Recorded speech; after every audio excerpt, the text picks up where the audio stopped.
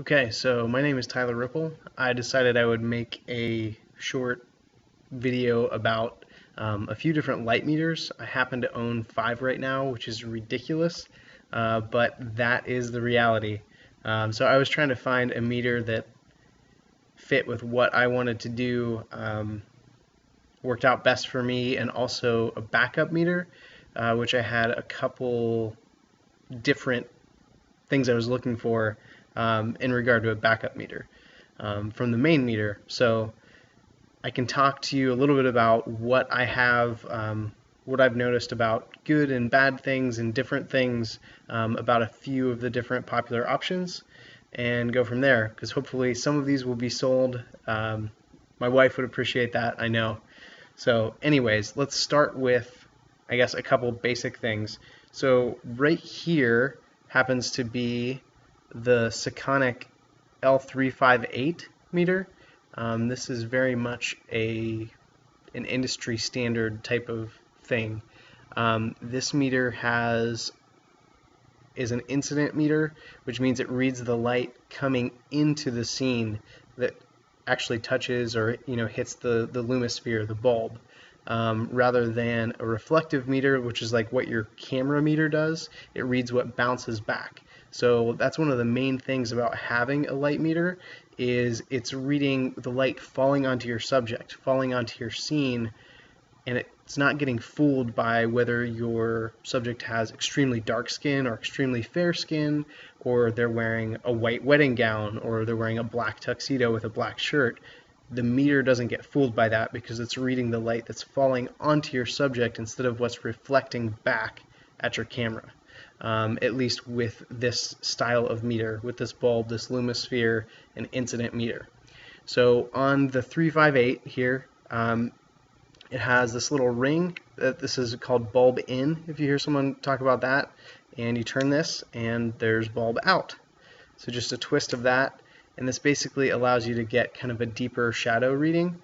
Then there are a million different ways you can meter a scene. I think Kirk usually recommends bulb in back toward the camera location from your subject. So that would be just like this, kind of 90 degrees. You can get a little bit more overexposure. Make sure you're metering for shadows by doing bulb in and down. Some people do bulb out and 45 degrees down, or shade the meter with their hand just a little bit if there's direct light falling onto the lumisphere. You typically want to meter with color negative film into the shadows to make sure that you're getting detail in the shadows. You can always kind of tone down the brightness or scan for those brighter areas, but the shadows will be muddy. Even if you want a moody image, you still want to expose for the shadows, and then the brightness in the scan can be adjusted for the midtones and highlights of the frame, rather than trying to do it on exposure, because your shadows are going to be gross, and it's like bad digital noise, color noise, but worse with underexposed film. So the Sekonic 358, one of the great things is bulb in and out, just like this. Very simple to use, very reliable. I've seen these meters completely taped up and half broken head, half off, scotch tape back together and still functioning. It's a standard for a reason. It reads in third stops. So here, just metering on this really nasty LED light over my dining room table. We're at ISO 400, metering between 1/25th and 1/30th. I like this meter because of the aperture priority. So I can just set a different aperture and it shows me what that shutter speed is going to be. And it shows it in third stops. You can change the way it displays. I like this because what I'm most concerned about for the aesthetic that I'm going for is the aperture. Whether I'm shooting at 2.2 on my Hasselblad with a 100mm lens, or I'm shooting at f4 for a family, or 5.6 for a big group, that's what I want to know where to meter based on the film speed. So things I like about this meter: third stop shutter, third stop aperture adjustments, and bulb in, bulb out. It's rock solid. It's pretty compact. It's very handy. I've used it to meter strobes and available light, and it works great. The next option is, let's see, I'll show you. This is the meter that I'm currently at. This is my main meter right now. This is the Sekonic 558. It's very, very similar to the 358 in the way that it meters. You can show third stops. It shows third stops plus little tenth adjustments with like the 3.2.1 that shows you that it's slightly over that. So if you're getting really picky about things, it can show you exactly what's going on.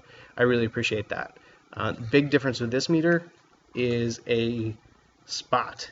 So now you look through this side. If you turn the meter, turn this, it's now spot metering. So this is really handy for black and white film, for nighttime exposures. If you're metering something across the room and you know you're just going to get close, say I'm metering a white person skin tone, I can pull out the spot meter from across the room. The light on them is different than where I'm at, and I know I'm generally going to, their like Caucasian skin tone is going to be one stop over neutral. So then I meter, I basically have my shutter speed, and I'm good to go. The other great thing about the 558 versus the 508, the 508 does not have third stop aperture and then show you third stop shutter speed. It's kind of one or the other, and I don't like the way that it works. This just works better for my cameras and how I like to work with the 558. I think the 608 and the 758 are very similar, but for that reason I bought a 508 and sold it immediately. I just love the aperture and shutter adjustments in 1/3 stops. Another meter that's a great value option is Minolta. So they have different lines of auto meters. This is the Autometer 5 or VF, and the one thing about this that's different, is it does not do real aperture priority. It's shutter priority. So I'll adjust the shutter speed and then it shows me the corresponding aperture. So what that means for me is just a couple more clicks to get what I want. Other thing about the Minolta, the bulb does not twist to go in and out. There's actually a separate bulb that you purchase, or separate lumisphere attachment that's either a flat diffuser or spherical diffuser is what it's called on the Minolta meters.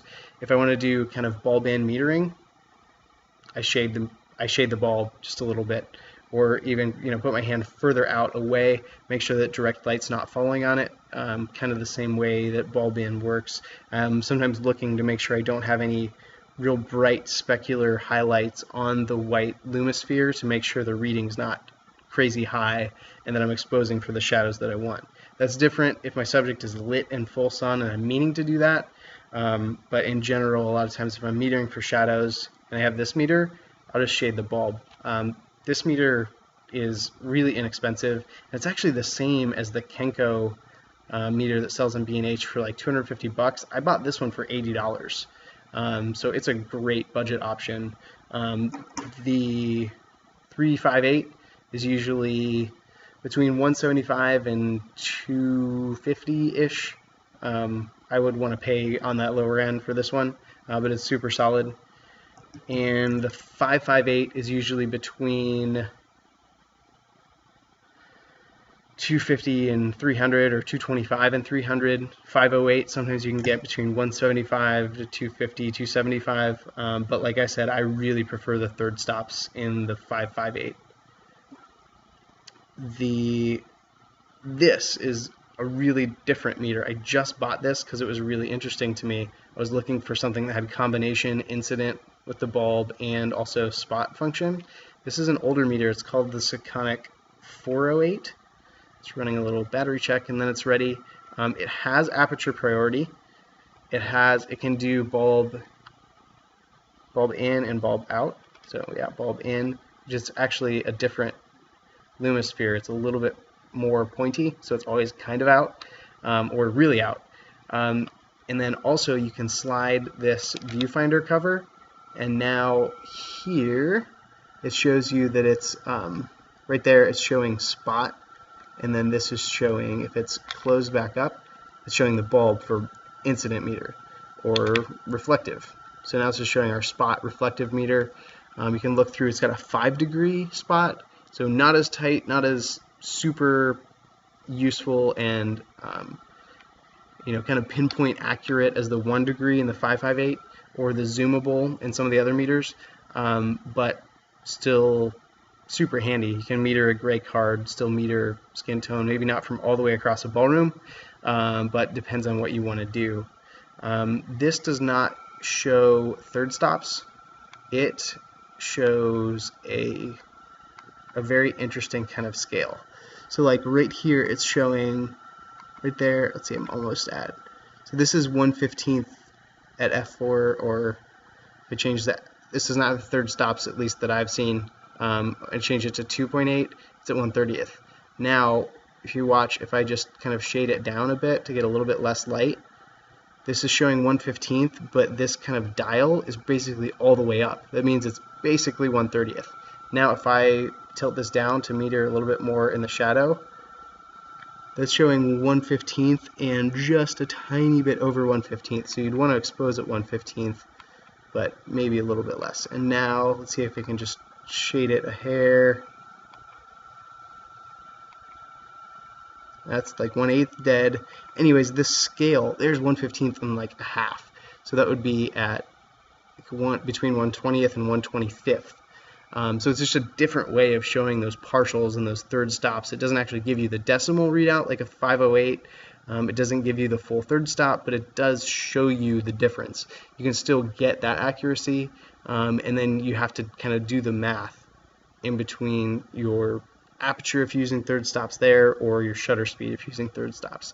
This is really compact for having both incident and reflective spot metering, so that's why I like this one. And then last but not least, there is this crazy looking but super handy, pretty old school Gossin Luna Pro F. So this particular meter has a dial that shows you basically every exposure at once.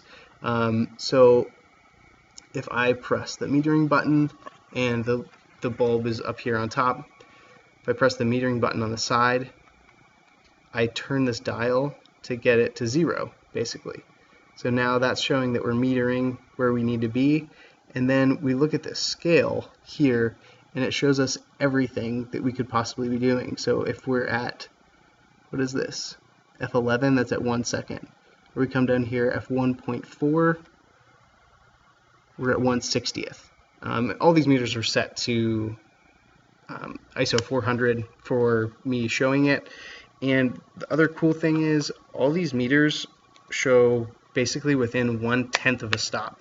So it is absolutely nothing, any difference in you would ever see in color negative film, that's for sure. They're all really accurate between Minolta, Sekonic, Gossin. I would have zero hesitations about using any of them as long as you understand the bulb in, bulb out, the angle that you're holding it. That's a whole nother conversation that we could talk about for hours. But if you have any questions about these particular meters, I'll try my best. I haven't used all of them for years. I've kind of bought some things and trying them out. The Gossin was actually gifted to me, but it's cool. It works really well. If you have any questions, let me know, and hopefully this was helpful and not incredibly boring. So thanks again. I will see you later, and I'll try to do a couple more videos like this. I usually have way too much equipment for my own good, but it might benefit some other people. I do a lot of buying and selling and finding just what works for me. Just personally, I really struggle with renting. I would much rather pay for something and sell it if it's not a great fit. So that's what I've done. Hopefully this is helpful, and I will see you next time.